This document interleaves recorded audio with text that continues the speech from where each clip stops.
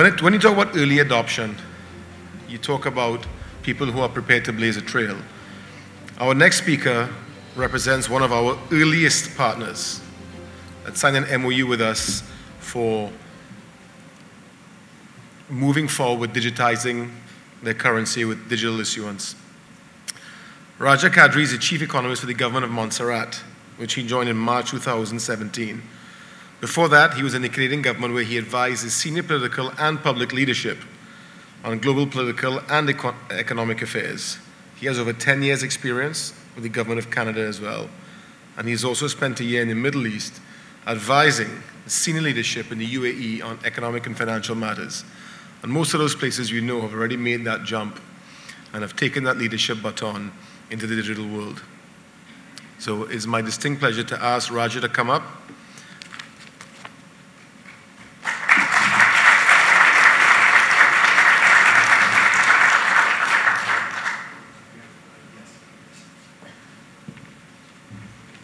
As of now, this is no longer my speech, as you can see. Now, this is the second time I have followed you. So if it happens third time, I think we should make a team to send out schedules all the time.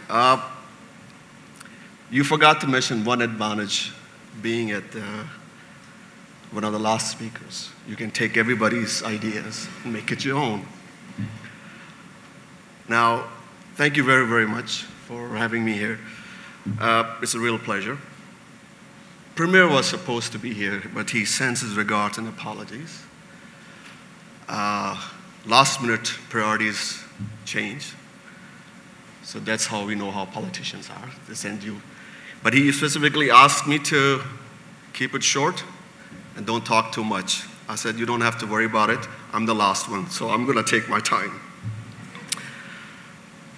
I thought I'm going to do something different.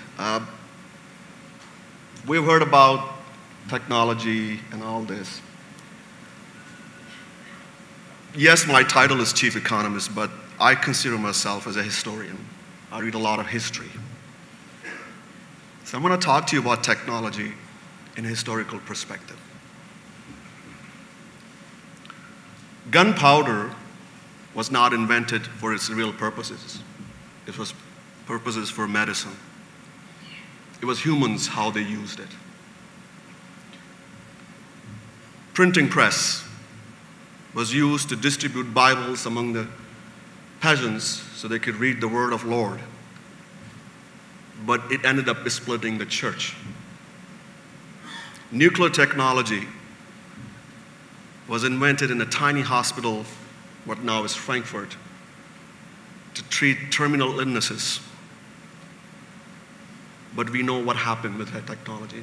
Japan still lives with those effects. As of now, the biggest threat and biggest problem for Bashar al-Assad in Syria is not Russia or Iranian forces. It's Twitter. Twitter is going to defeat that regime. And that's why technology on its own, it's not good or bad. It's us as a species, how we use it. It's up to us. And as you mentioned earlier, that by nature, we are suspicious of unknown. We don't know what the future lies. We like to control it. Yes, the pace of technology has accelerated exponentially in the last 100 years, and it's going to continue to do that. There's nothing you can do about it. But what needs to happen, you look at examples, for example, drones. Right now, drones are being used in many conflicts, but drones are also being used to deliver urgent medicines in rural parts of Africa. We are using that. It's the same thing how we're trying to compete with the climate change. But nowhere else technology has penetrated than in the affairs of finance. Digital payments are just a human progression of that mindset we have, is that when we have a technology, how we use it. Now, you talked about the biggest fear is about having the information being secured and not secured. But those are things that will continue to happen because we learn by trial and error. That's how the human progress is. The worst we can do as a species to stop that progress, to turn our back away because it doesn't suit some of our needs. Finance has become a very, very mobile subject. On a click of a button, I don't need to tell you, you can transfer monies from one corner of the planet to the other in a split second. But it still has left a lot of people outside that framework. And I'm going to go a bit further. I'm going to say it could be considered, in my view, a human right issue. If you're not allowing a person to sell his or her honest labor because he or she does not have an account, you are depriving that individual from dignity.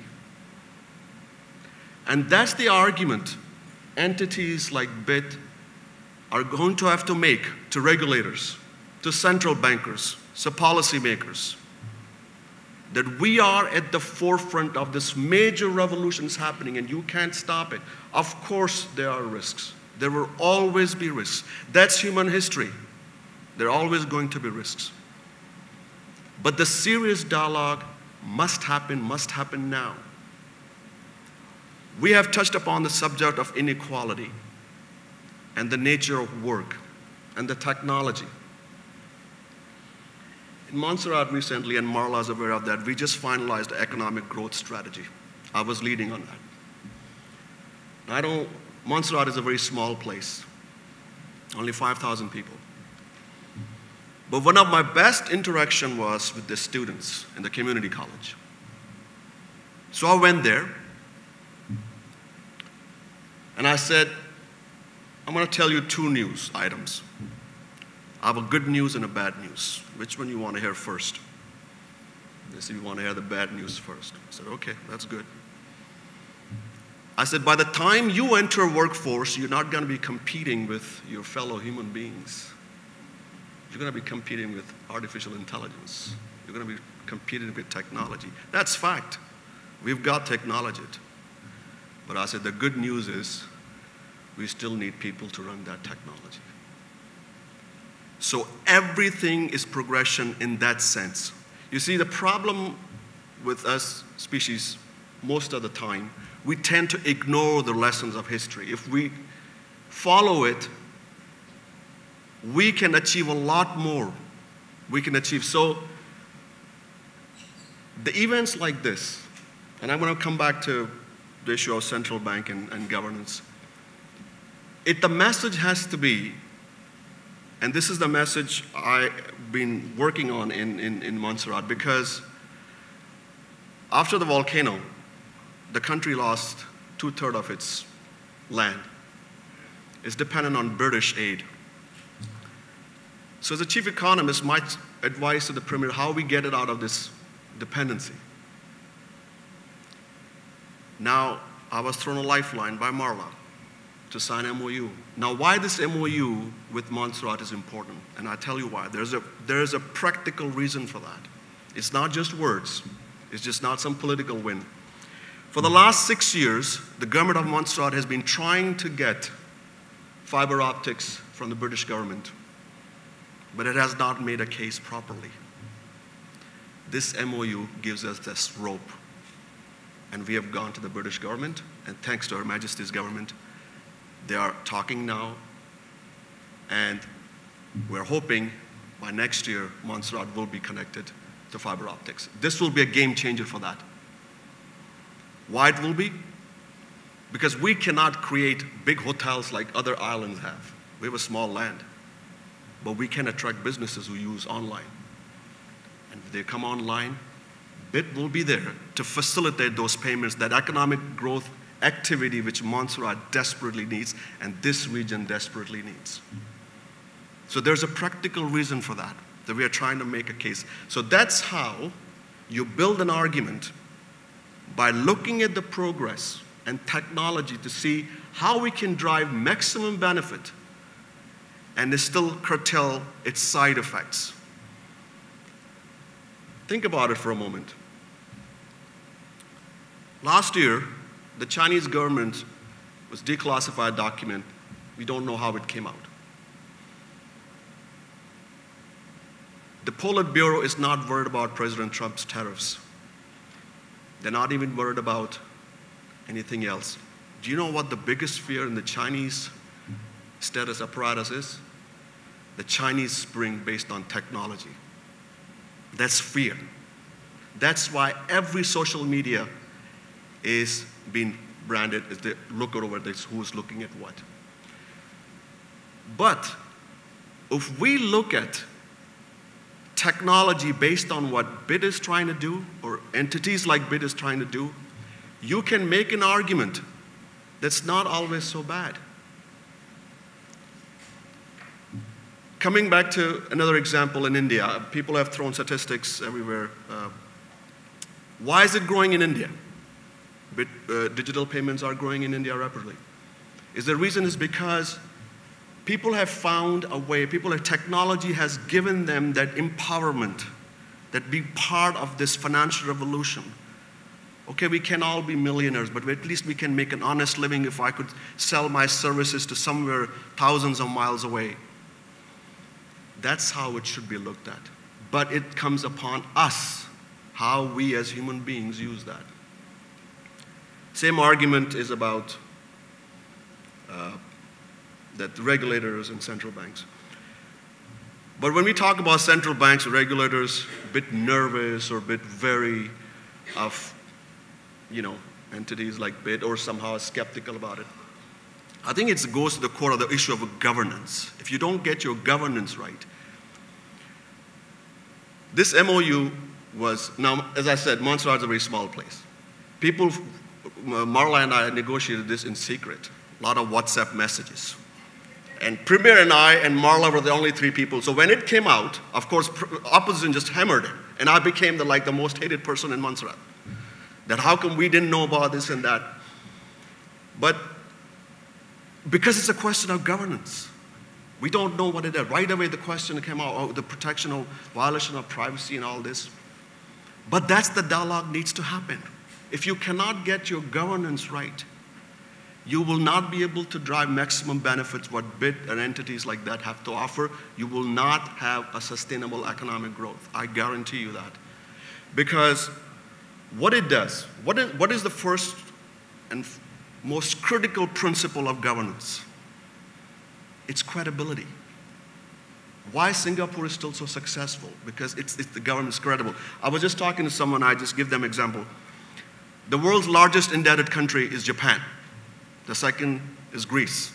Why the world keeps still lending it to Japan, not to Greece? Of course, there's a European dynamics to it, but it's a question of confidence. If we are able to create confidence, we can use this small step of making efficient for people to interact, to change their services, give each other that whatever needs to be sent, so people can be part of this digital revolution based on that. I don't see that why regulators or central banks would be. Of course, there will always be issues. Look, laws, and this has been proven over and over again. Laws and regulations they will never respond to the speed the technology moves. They never, because a state liturgically is slow. Bureaucracies are slow. But I keep coming back to the idea, to events like this, that interaction, that exchange of views and dialogue should not stop us to do that. And that's why, take example of the issue of, as I said, for the climate change. I mean, Montserrat has geothermal. We should not be paying so much money on diesel. In fact, no Caribbean island should be. You have the resource sun. I mean, we are doing this in Canada, where sun is a rare commodity, if you've been there. I mean, when sun comes out, people celebrate. But it's not the case in the Caribbean. So that's why it's important to have break down those barriers. And just that clip from the movie, that the gentleman who has a job, but he can't, be paid on that. So, and that's how we made an argument to the opposition, other people in Montserrat, that why this MOU with BID is crucial, because the region is moving in different direction. It has no other choice. It literally has no choice. The world is moving in a very different space.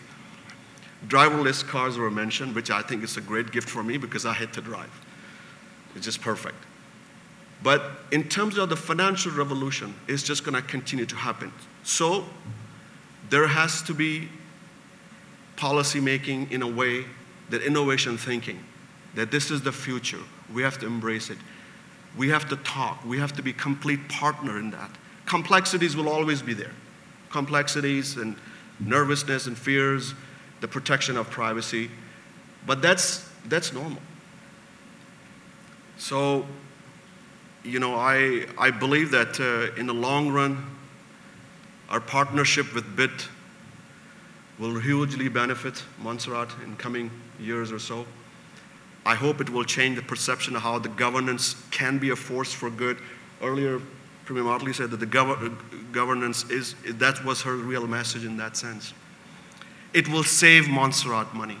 I mean, you think about it, every penny in that country counts. To having this will tremendously help the budgeting process. It's, just to give you an idea, going around in the private sector, people were frustrated. It takes long to even open a business. And that, I think, is more or less true in many economies in the region.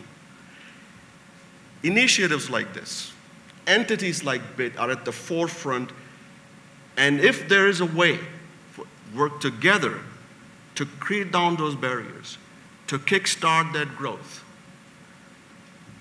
I think it will penetrate into other areas too. We talked about the artificial intelligence. That's the future, that's coming. But it's up to us how we use it. So I really, really want to thank BID and especially Marla for allowing me to be here. As I said, I don't look at technology as a good or bad force. I look at it as how we can utilize it. And history has proven that we can definitely do that. Nervousness, fear will not take us anywhere. It will make matters worse. We have to embrace change, but keeping in mind that those pitfalls we had avoided in the past, we should not repeat it.